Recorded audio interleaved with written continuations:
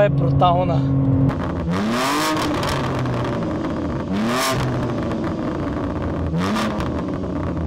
Здравейте хора и добре дошли отново в моя канал. В днешното видео ще ви представя един автомобил, към който няма как да останеш безчувствен към него.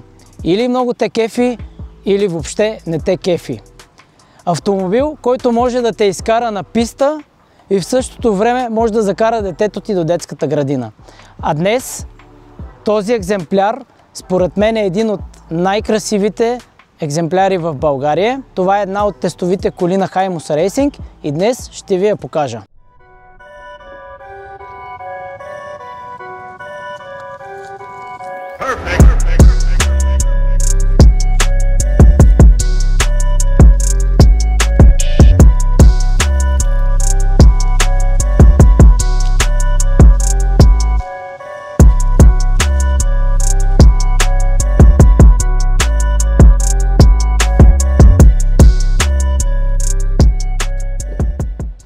Новото M3 излезна през 2020 година, като при премиерата и предизвика истински фурор.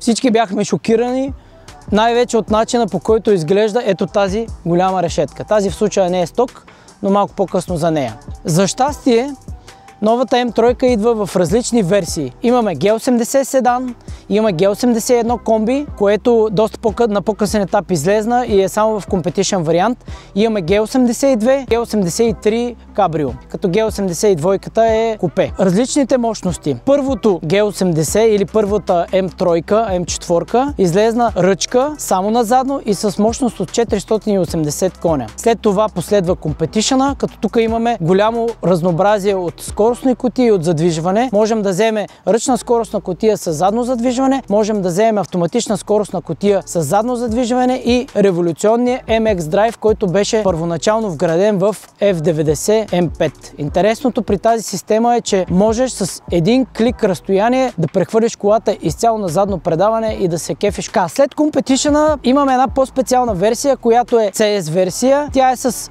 малко променени външни елементи, нов карбонов капак, нов преден сплитер и с 50 кг по-лека от Competition версията, като тиражът ти е около 2000 бройки. И най-върховата версия, която отпразнува 50 години от BMW M, е CSL, който е само назадно и е с лимитиран тираж около 1000 бройки. Като мощността, забравих да кажа, при Competition е от 510 конски сили, при CS е 550 и при CSL също е 550 конски сили. Това е M3 Competition в бруталния тъмнозелен British Racing Green с много моторспорт корени. Като по предницата има малко, но много качествени доработки. Имаме подменена решетка, която е от CS, изглежда много по-яко. Имаме преден карбонов сплитер от Daler. Имаме по-агресивни въздуховоди за по-добро охлаждане и по-добра визия. И не на последно място имаме жълти DRL-и, които подчертават този страхотен и красив лазерен фар. Говорихме за S55, сега е време да поговорим за неговия батко, а именно S58. 6 цилиндъра, 3 литра, битурбомотор отново, като интересното при него, че е много здрав и може би най-надежният редови шестак. Технологията е Closed Deck дизайн с термостат с динамично отваряне, за да държи температурата по-ниско. Имаме кован колянов вал, ковани биели, специални бутала и подсилени лагери. Охлаждането отново е вода-въздух. Тук при тази кола имаме много качествени доработки. Имаме карбонов интейк на Dual 88. Имаме също така и Daler Piggyback система, която засилва мощността от 510 коня до 680 конски сили, като тук имаме два варианта да повдигнем мощността. Единият вариант е именно с такава Piggyback система. Нейните предимства е, че тя се инсталира върху OEM инсталацията, абсолютно не се виждат никакви стърчащи кабели, по никакъв начин не може да разберете, че колата е засилена. Това остава инкогнито и за програмите в официалните дилърства. Другия вариант е да се свали моторния компютър, да се изпрати, да се отключи и след това да се налее или MHD, или BootMod, или Custom Map. Другото интересно при нея е, че колата разполага с пълен набор от апгрейднати софтуери. Имаме различни CS и CSL софтуери на окачване, на кормилна рейка, на заден диференциал, като на кутията специално е XHP Stage 3 с много къстъм доработки от Hymus Racing. Знаеме, че 80% от визията на една кола са именно джантите. Тук имаме Hymus Racing джанти модел LFR в този много скандален цвят Shadow Chrome. Джантите са 20 цолови, кован моноблок, изглеждат просто брутално. А зад тях виждаме опционалните М-керамични портни спирачки, които са, освен че спират брутално, изглеждат също толкова брутално. Колата също не е на заводското окачване, тя е на M-Performance Has Kit. Това е, вече съм споменавал няколко пъти, това е кит, който ти позволява на заводския амортисьор да монтираш пружина, която има опция за реглаж в височина. Задната част на тази кола е почти сток, прави впечатление тези масивни 100 мм накрайници на Remus. И да, тази кола е с Full Cutback система от Remus, като са премахнати вторичните катализатори и OPF-ите. Първичните катализатори са на място, като интересното при тази кола е, че OPF-ите не са с залагалки, както по принцип се правят, а Hymus Racing имат вариант софтуерно да бъдат спрени, без това да пречи на гаранцията. А след малко ще я чуем, разбира се.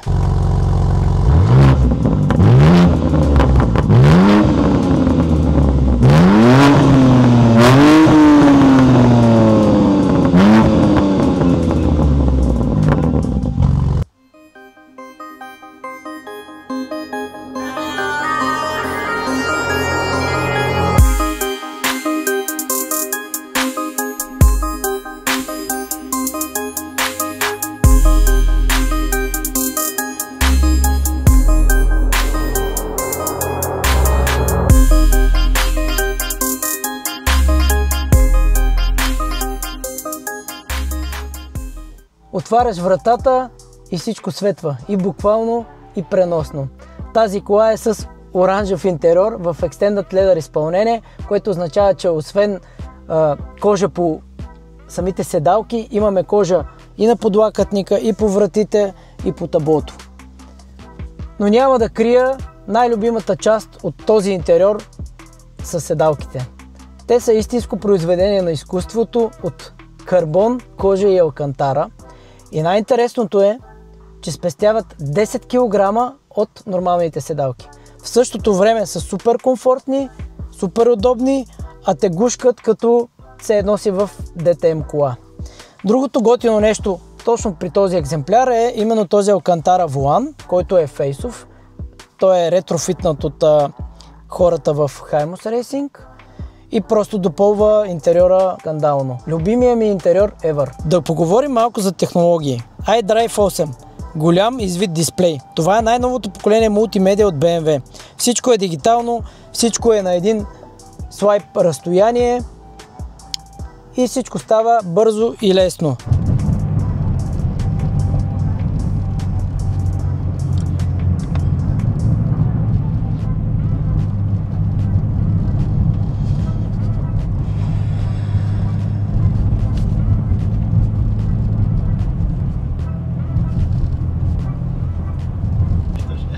Бате, много яка седалката, човек. Моето Г трябва да са такива седалки.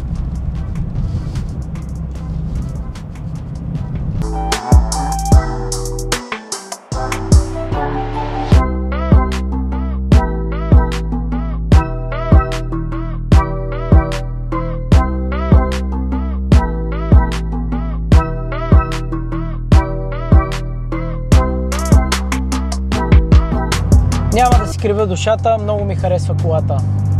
Много е измислена и много ми пасва. Но нито една кола не е перфектна и сега ще кажа 3 неща, които не ми харесват в нея. На първо място е iDrive системата. Колкото и да е готина, иновативна и нова и красива, намирам за супер удобно използването и особено за климатичната система. Мисля, че едни физически бутончета тук биха били 100 пъти по-функционални и по-удобни. На второ място ще ти кажа кутията.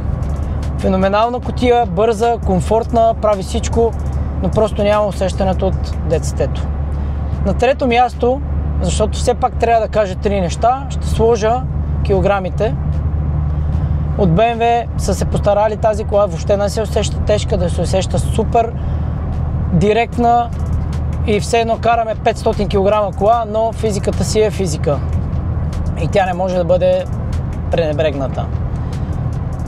Но трябва да кажа и 3 неща, които ми харесват. На първо място е мотора. Феноменален мотор, с супер много тунинг потенциал. Въобще за мен най-добрия на пазара.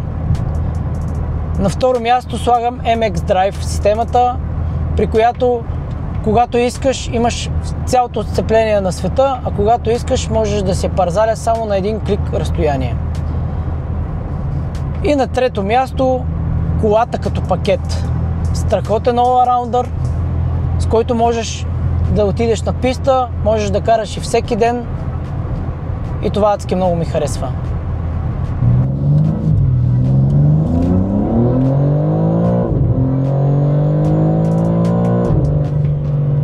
Направо е брутална.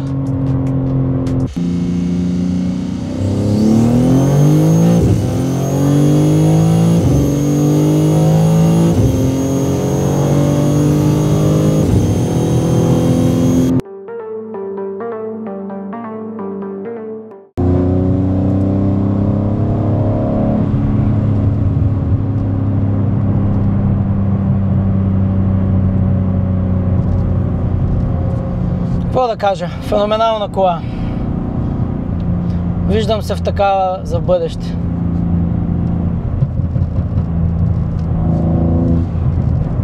И звуците са... Не знам дали си чува интейка, ама... скандално. Защо според мен това е най-доброто BMW правено някога? Еми защото бързо е, луксозно е, комфортно е, става за всеки ден. Можеш да ходиш на писта, можеш да си возиш семейството. А в коментарите може да ми кажете коя е вашата любима М3, дали бихте карали такава за всеки ден, въобще дали бихте карали такава кола. И ако ви е харесало това видео, може да се абонирате за канала и да дадете един палец нагоре. И до следващото видео. Да, не се вижда, че е отворена колата, нали? Не. Добре. Как настъпих тая дъвка? Майка. Трябваше да фърлиш на някъде друга, да? А това моята дъвка ли е? Моята дъвка е. Стига, бе, човек. Ба, ти селянина съм, човек. За какво хвърлих на земята, бе? Добре, по-ще чистим. Защото приключи с това, че версиите така. Не знам дали казвам, а и да... Задната част, ако се подпра така, по-гадно ли седи? Не се подпори. Не. Изглежда awkward, според мен.